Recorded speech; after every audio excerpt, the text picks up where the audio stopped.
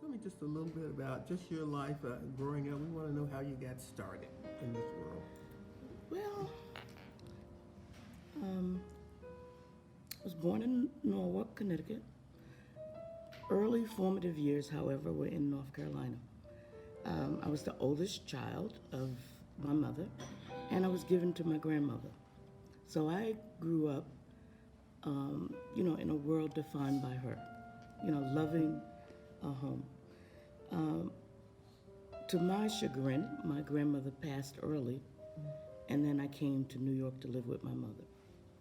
And that was devastating because sort of my whole world had been shattered. But a couple of things happened. I lived with extended families, so there were lots of actually families within the household.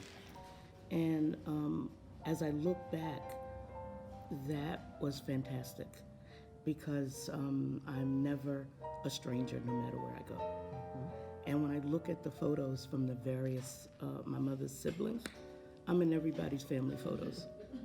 And I think that's important, especially when you end up growing up in a single family home. And we lived in Brooklyn, and we moved all the time, every year or so. And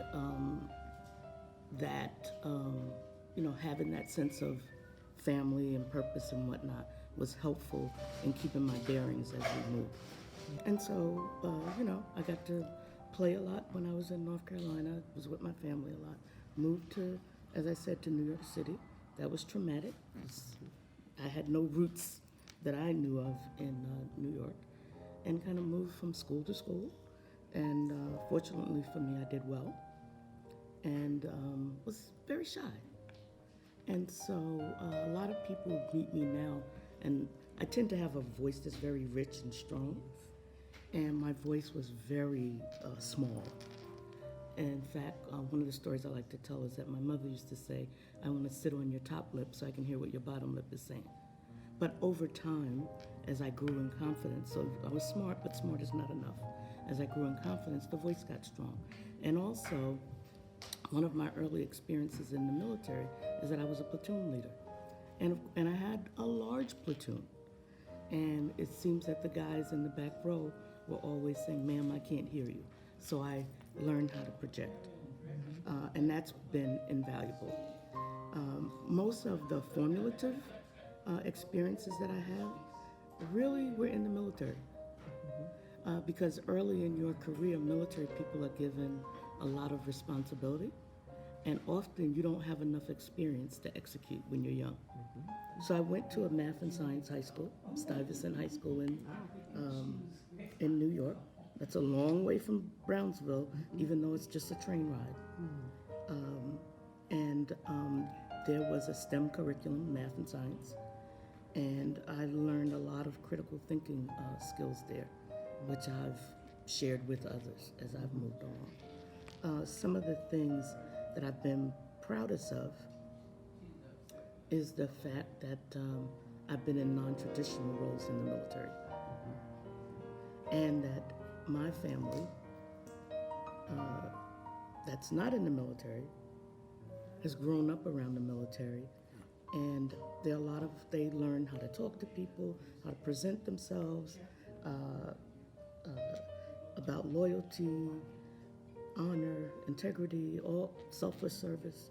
And I think that's important. And I believe that people should give back in whatever way they feel comfortable, but I think everybody should give back. And so I think that's very important to have that in my life and their life. Well, I'm excited to be the president of the National Association of Black Military Women. The main goal of the organization is really to make sure that we tell our story, that we mentor others, and that we are role models for success. Because the reality is people need to see people who look like them and think like them. You may not do the same things, but who think like you, in order to know the world of possibilities. Now, life for us in the 21st century is a lot easier than it was back for the wax and women who had to don men's clothing to get into the military. And also for men, one of the folks who was also commander of the 369th that I commanded was Benjamin O. Davis.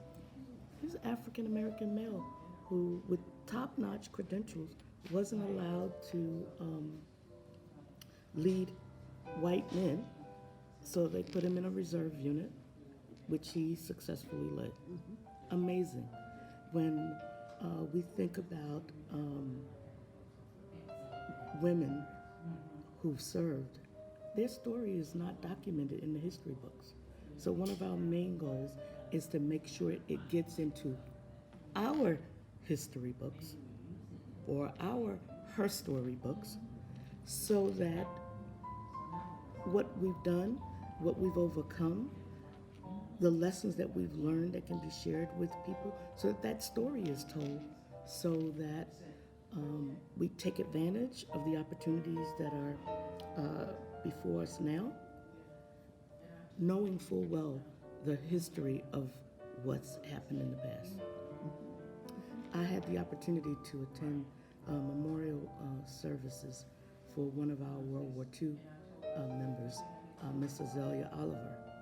I am so glad that I was in a place in my life where I could actually go to that memorial service and be a voice to share with her family the importance of what she did. Now, they all knew what she did, but to put it in context and to show that it was important enough for people who, were not part of that family structure, not part of the Cleveland context, to come and add their voice. So adding your voice is critical, and that's what this organization does.